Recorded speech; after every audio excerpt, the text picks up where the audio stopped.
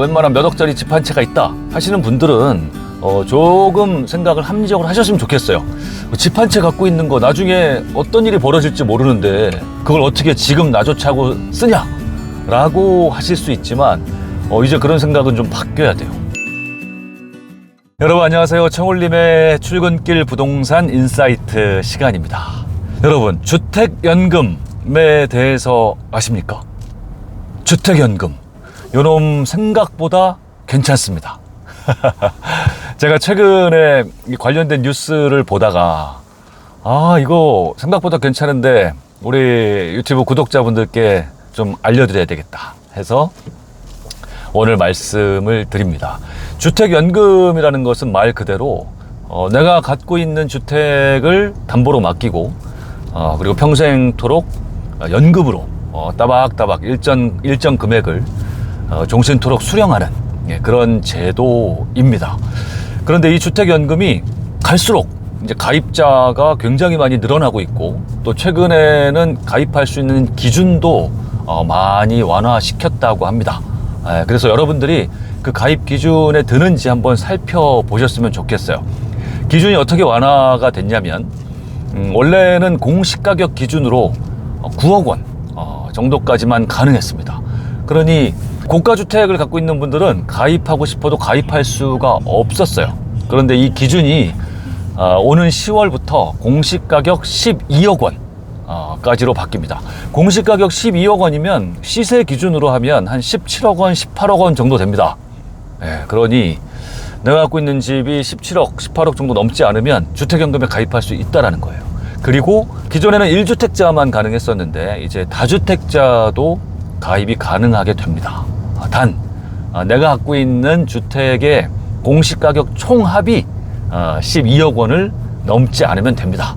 그러니까 뭐 시세 기준으로 5억 원짜리 세 채 갖고 있다 이러면 공시가격으로 치면은 12억 원을 안 넘을 거예요. 그렇죠? 그러니 가입할 수가 있다라는 겁니다. 그런데 다주택자분들이 조심해야 될 것은 가입은 할 수 있지만 이 연금 가액을 결정하는 주택은 지금 살고 있는 주택 한 채 그걸 갖고 연금 가액을 결정을 합니다. 그러면 연금을 얼마 정도나 받을 수 있느냐 보니까 이렇습니다. 지금 현재 시세 기준으로 한 6억 원 정도 되는 주택을 담보로 맡기면 현재 연령 60세 기준으로 종신형으로 한 달에 한 122만 원 정도를 받는다고 합니다. 그리고 최대 시세 12억까지 연금 가액이 정해지는데 시세 12억짜리 집을 맡기면 한 달에 한 245만 원 정도 받을 수 있어요. 현재 60세 기준으로. 나이가 더 많으시면 더 많이 받을 수 있고. 괜찮지 않습니까?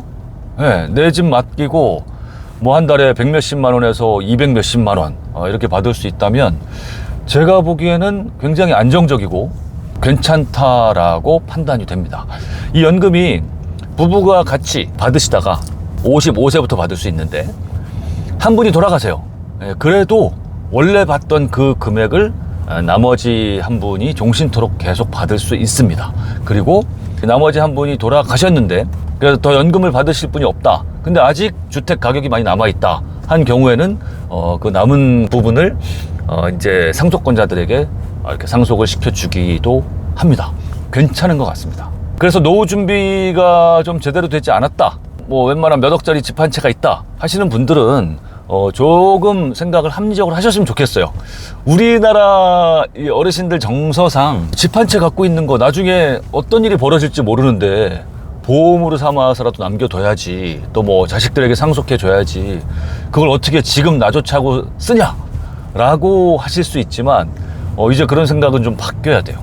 그쵸? 한평생 고생하면서 살았고 그리고 또 내가 좀 누리면서 살 수 있을 때도 또 우리나라의 이 자녀 교육비가 워낙 많이 들다 보니까 이 자녀 교육시키느라고 이제 우리 부모들은 제대로 즐기지도 못하고 살았죠. 그죠? 그랬는데 노후에도 또 자식을 위해서 그 갖고 있는 집 한 채 내 연금으로도 쓰지 못한다는 거는 말이 안 되는 것 같아요.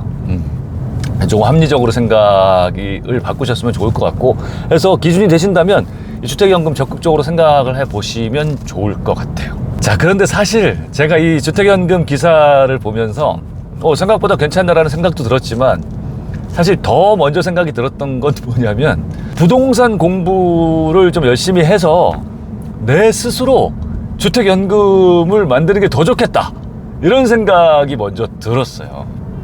이게 무슨 얘기냐면 제 경우를 좀 말씀을 드리면, 제가 최근에 지방광역시에 있는 상가를 몇 채 샀습니다. 공매로 나와서 너무 싸서 제가 상가를 몇 채 샀는데 이 수익률이 꽤 괜찮습니다.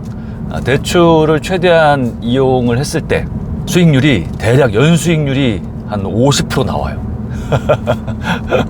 아직 잔금도 안 치렀거든요. 다음 주가 잔금인데, 그러니까 실제 투자금 마지막 이제 대출 다 받고 뭐 이렇게 임대보증금도 받고 해서 정산을 하면 실투자금은 대략 1억 정도가 들어갈 예정입니다. 1억. 그런데 제가 월세를 받아서 대출이자 다 내고 이제 남는 수익이 한 달에 한 400만 원 정도 되는 거예요. 1억을 투자해서 월 400이 남으니까 연수익률이 한 50% 정도 되는 것이죠. 제가 지금 얘기한 이 수익형 부동산 투자하고 아까 얘기한 주택연금하고 근본적으로 다른 부분이 뭡니까? 주택연금은 한 달에 몇백씩 따박따박 받지만 그 집이 어떻게 되는 거예요? 조금씩 없어지는 거죠. 일종의 곶감 빼먹기 하듯이. 근데 수익형 부동산은 뭐가 다릅니까? 제가 한 달에 월세를 이렇게 따박따박 받아도 그 수익형 부동산이 없어지지 않는 거죠. 오히려 가치가 좋은 그런 부동산이라면 시간이 가면 갈수록 오히려 가격이 상승하겠죠. 그렇죠. 그러니 이 두 가지를 놓고 따져보면 당연히 수익형 부동산 쪽이 더 좋다라고 얘기를 할 수 있어요.